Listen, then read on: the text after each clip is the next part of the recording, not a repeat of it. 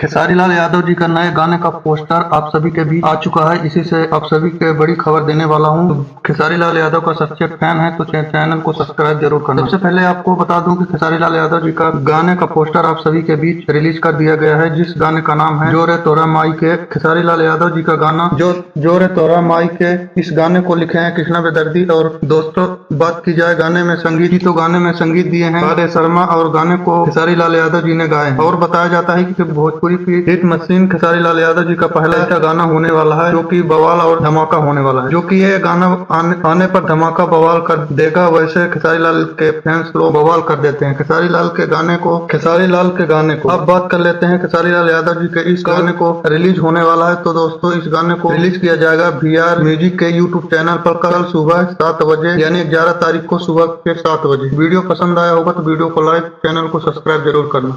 धन्यवाद।